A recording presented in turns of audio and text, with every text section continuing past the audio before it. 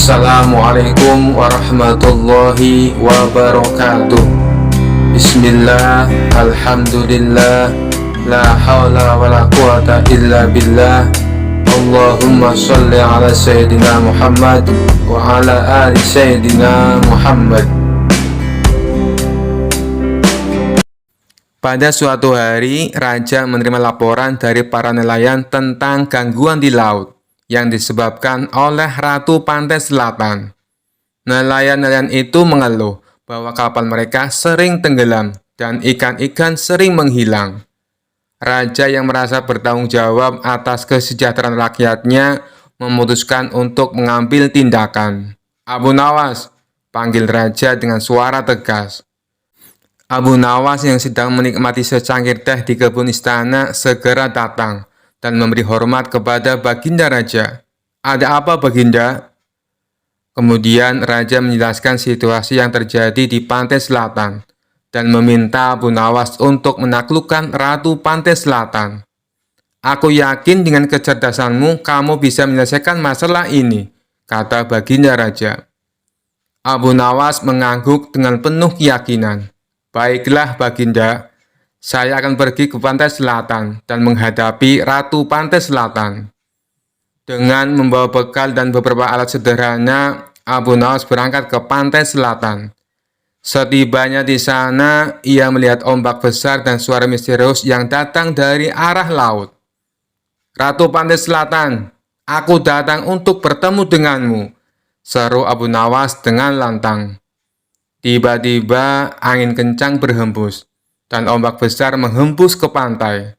Dari dalam ombak muncul sosok Ratu Pantai Selatan yang anggun dan menakutkan. "Siapa yang berani mengganggu ketenangan lautku?" tanya Ratu dengan suara gemuruh. Abu Nawas dengan penuh keberanian menjawab, "Aku adalah Abu Nawas, utusan Baginda Raja. Aku datang untuk mengajakmu berdamai dan berhenti mengganggu nelayan di pantai ini." Ratu Pantai Selatan tertawa terbahak-bahak. "Kau pikir kau bisa menaklukkan aku dengan kata-kata saja? Kau harus membuktikan dirimu."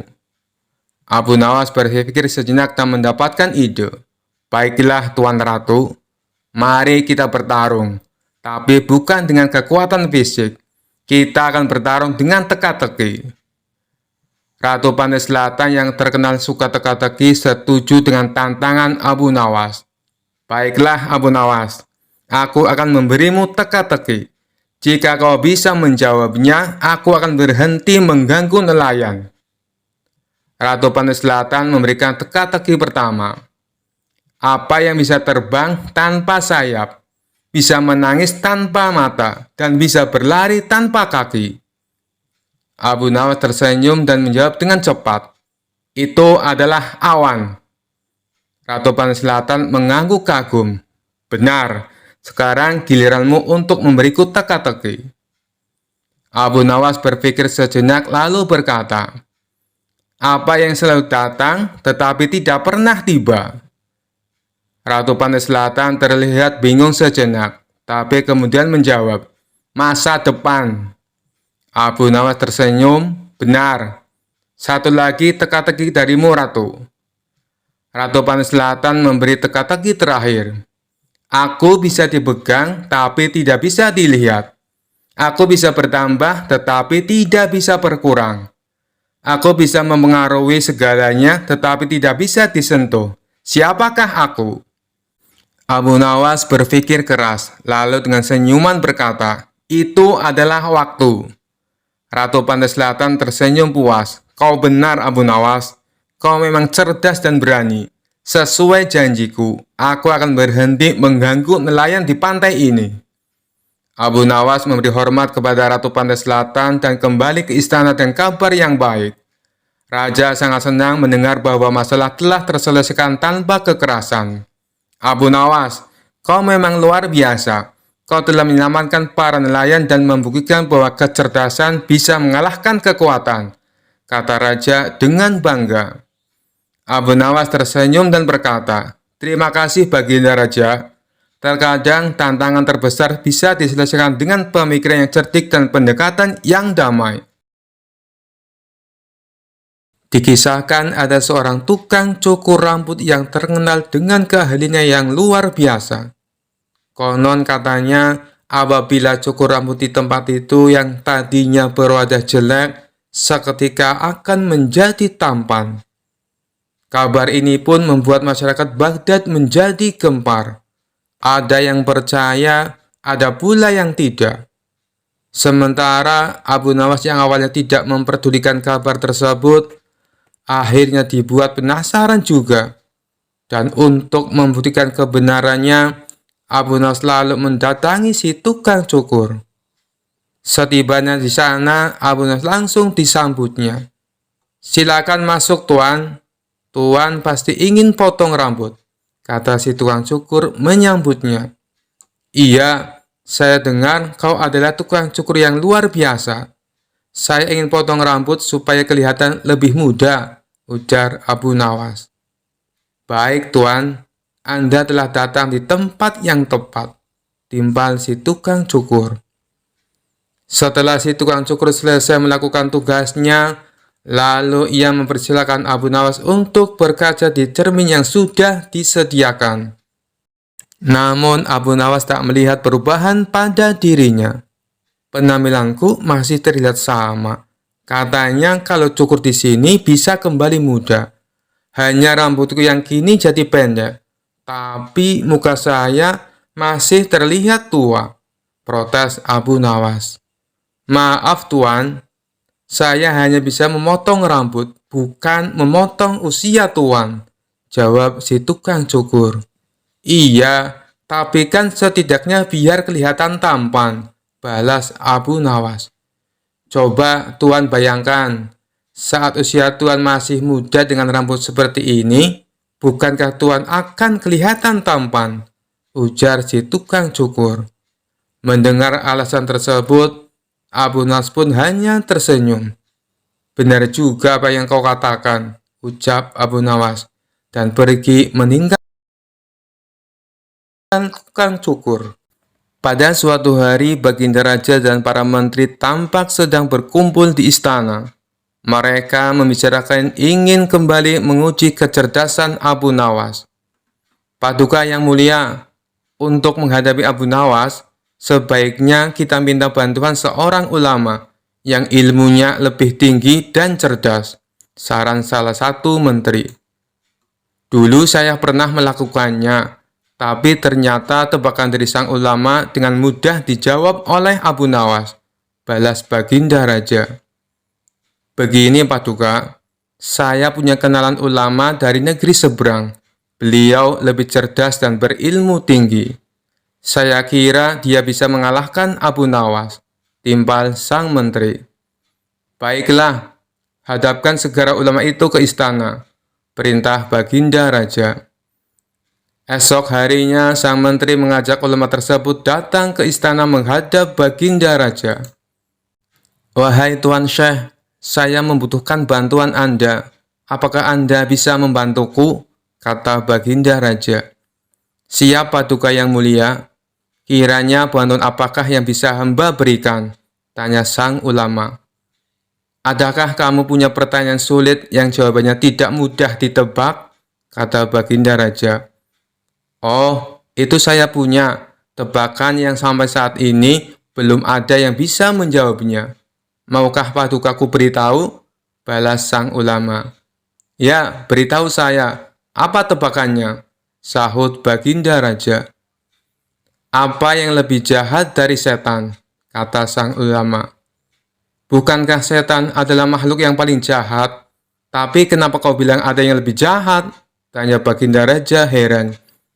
"Katanya Paduka butuh tebakan. Jawab saja, Paduka. Kalau bisa berarti Paduka seorang yang pandai," ujar sang ulama. "Pertanyaan ini belum pernah aku dengar sebelumnya, dan pasti Abu Nawas tak akan bisa menjawabnya," pikir Baginda Raja. "Bisakah kau beritahu aku apa jawabannya?" pinta Baginda Raja kepada sang ulama. "Maaf, Paduka yang mulia, tapi saya tidak akan memberitahu kepada siapapun," balas sang ulama.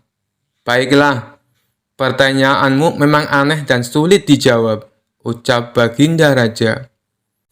Masih ada satu pertanyaan lagi, sahut sang ulama. Apa itu? Tanya Baginda Raja. Perkara apa yang orang miskin punya dan dibutuhkan oleh orang kaya? Kata sang ulama memberitahu. Sejenak Baginda Raja terdiam. Namun setelah sekian lama berpikir, ia tak kunjung menemukan jawaban. Kalau pertanyaan dibalik, tentu akan mudah dijawab. Perkara apa yang orang kaya punya dan dibutuhkan orang miskin? Tentulah jawabannya harta. Tapi ini malah sebaliknya. Ini yang membuat saya menjadi pusing, ujar Baginda Raja. Namanya saja tebakan Paduka, tentu penuh dengan teka-teki, timpal sang ulama. Kedua pertanyaanmu memang bagus dan tepat sekali untuk menantang Abu Nawas, puji Baginda Raja. Maka pada keesokan harinya, dipanggillah Abu Nawas menghadap Baginda Raja. Ketika Abu Nawas tiba di istana, Baginda Raja berkata, Abu Nawas, aku punya pertanyaan untukmu. Jika kamu menjawab dengan benar, kamu akan mendapatkan hadiah. Tetapi jika kamu salah, kamu akan dihukum. Apakah kau berani menerima tantangan ini? Tanya Baginda Raja. Abu Nawas yang kali itu sedang membutuhkan uang, langsung mengiyakan tantangan tersebut. Saya siap, Paduka. Apa pertanyaannya? Sahut Abu Nawas. Apa yang lebih jahat dari setan? Tanya Baginda Raja. Yang lebih jahat dari setan adalah kedengkian kita, jawab Abu Nawas. Mendengar hal itu, Baginda Raja tercengang dengan jawaban Abu Nawas. Sementara sang ulama memuji akan kecerdasan Abu Nawas. Baiklah Abu Nawas, sekarang pertanyaan kedua. Apa yang dipunyai oleh orang miskin, tapi dibutuhkan oleh orang kaya? Tanya Baginda Raja. Jawabannya adalah harapan. Karena orang miskin punya harapan, sedangkan orang kaya butuh lebih banyak lagi, jawab Abu Nawas. Untuk kedua kalinya, Baginda Raja dibuat tercengang oleh kecerdasan Abu Nawas. Ia tak menyangka pertanyaan yang dianggapnya sulit dengan mudah dijawab oleh Abu Nawas. Begitu pula dengan sang ulama. Ia kembali memuji atas kecerdasan Abu Nawas. Sesuai dengan janji yang diucapkan Baginda Raja, kemudian memberi Abu Nawas hadiah.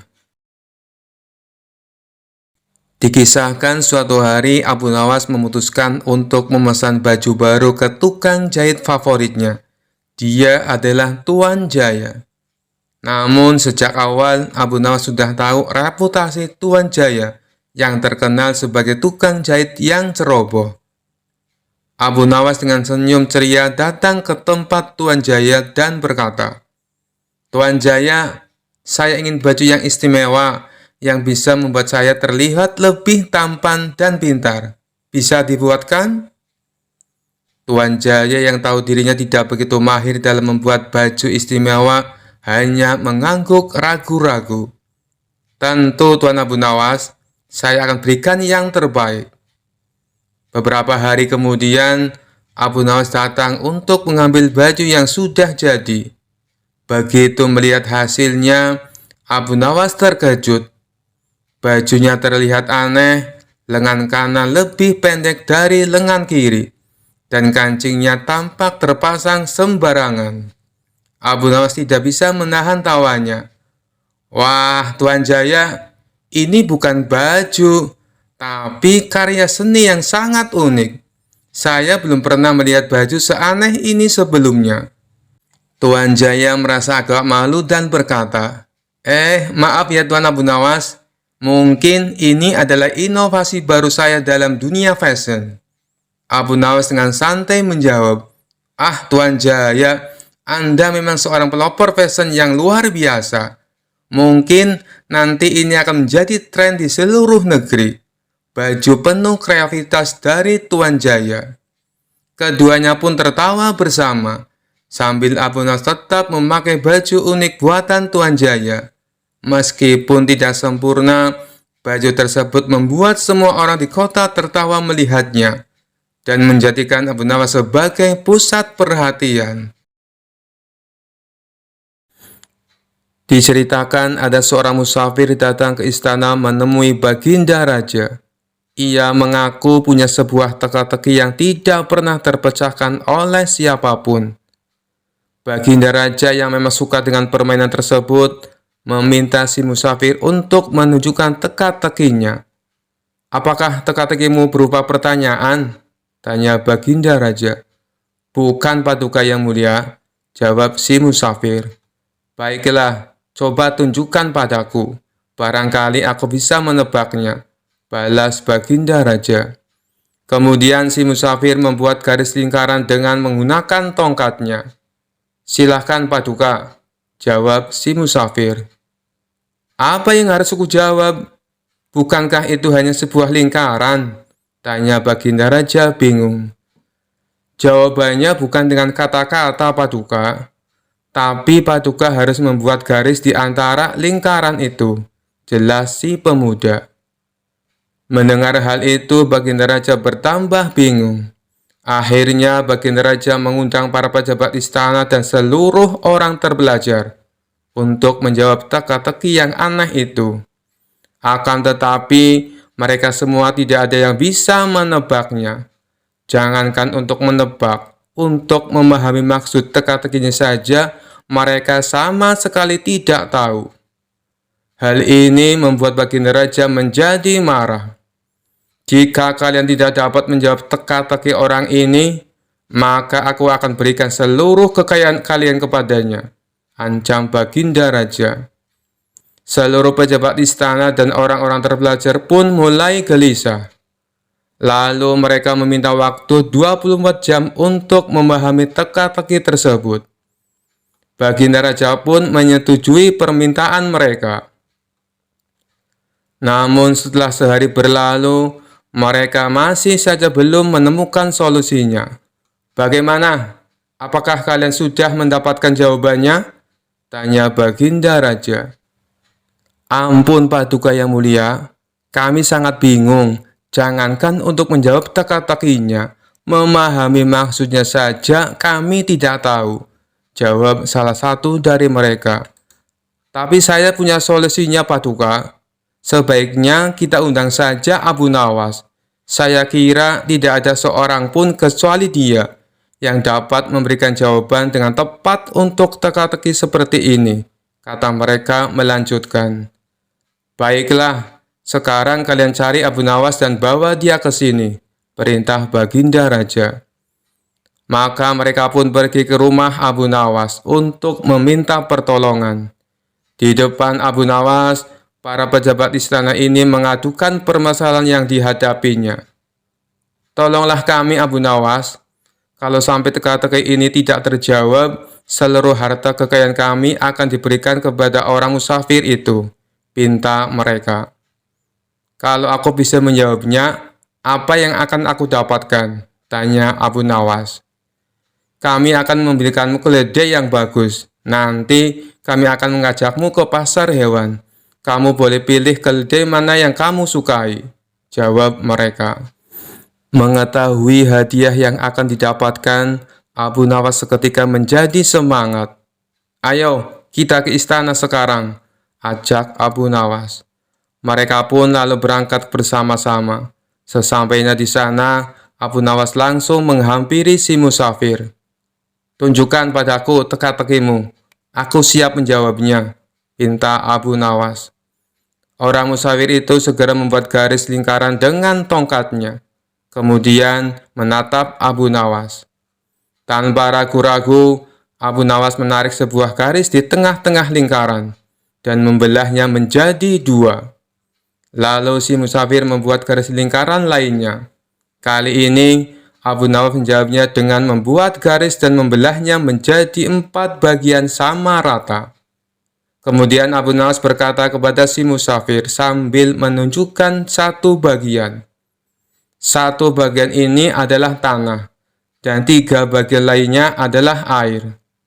Mendengar perkataan tersebut, musafir itu tahu bahwa Abu Nawas memahami maksudnya. Ia pun memuji kecerdasan Abu Nawas di hadapan Baginda Raja dan para menteri di istana. Akan tetapi, tidak berhenti sampai di situ. Si musafir meletakkan punggung tangannya di atas lantai, dengan jari-jarinya menunjuk ke arah langit. Abu Nawas pun melakukan sebaliknya. Ia meletakkan jari-jarinya ke tanah dan punggung tangannya di atas. Untuk kedua kalinya si musafir memuji Abu Nawas. Lalu ia berkata kepada Baginda Raja, "Paduka Raja harusnya bangga memiliki orang pandai seperti dia." Baginda Raja menjawab, "Aku sungguh bingung dan tidak tahu maksudnya dengan teka-teki yang kau berikan dan jawaban yang Abu Nawas berikan." Kemudian si musafir menjelaskan, "Begini Paduka yang mulia, aku menggambar sebuah lingkaran.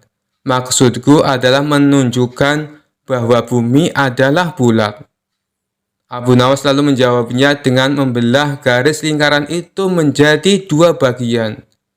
Dia hendak menunjukkan padaku bahwa dia juga percaya bahwa bumi itu memang bulat. Makanya dia membelahnya menjadi dua bagian untuk menunjukkan arah utara dan selatan. Dan garis lingkaran yang aku buat kedua kalinya, Abu Nawas lalu membelahnya menjadi 4 bagian. Dia juga mengatakan padaku, 1 bagian adalah tanah, dan 3 bagiannya adalah air. Apa yang dikatakan Abu Nawas adalah benar. Dan sewaktu saya meletakkan punggung tangan di atas lantai, dengan jari-jarinya menunjukkan arah langit, maksudku adalah untuk menunjukkan pertanyaan tentang tanaman yang tumbuh dan bagaimana tanaman itu bisa tumbuh. Lalu dijawab oleh Abu Nawas, dia meletakkan jari-jarinya menghadap ke bawah lantai dengan punggung tangannya di atas. Maksudnya adalah dia ingin menunjukkan bahwa jawabannya adalah hujan dan sinar matahari. Setelah mendengar penjelasan tersebut, Baginda Raja tak habis pikir. Seumur-umur aku baru tahu teka-teki itu. Ini sangat membingungkan tapi penuh makna, dan sama sekali tak terpikirkan olehku. Hanya orang-orang tertentu saja yang bisa menjawabnya, ujar Baginda Raja. Oleh karena itulah, Paduka semestinya bangga. Di negeri Paduka ada orang cerdas seperti Abu Nawas, timpal si musafir. Karena salut dengan kecerdasan Abu Nawas, Baginda Raja memberinya hadiah berupa pundi-pundi uang. Sementara para pejabat istana yang terselamatkan oleh Abu Nawas mengucapkan terima kasih dan memberikannya seekor keledai. Sekian dulu perjumpaan kita kali ini.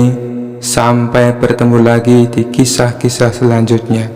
Terima kasih yang sudah subscribe dan setia menonton channel ini. Wassalamualaikum warahmatullahi wabarakatuh.